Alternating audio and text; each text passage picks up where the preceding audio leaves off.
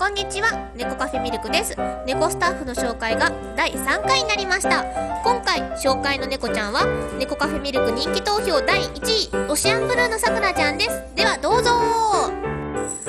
さくらちゃんです。第1回猫カフェミルク人気投票ナンバーワン、綺麗なグレーな毛が特徴です。特技は猫カフェに遊びに来てくれたお客様の膝や肩に乗ることです。そう、肩乗りにゃんこです。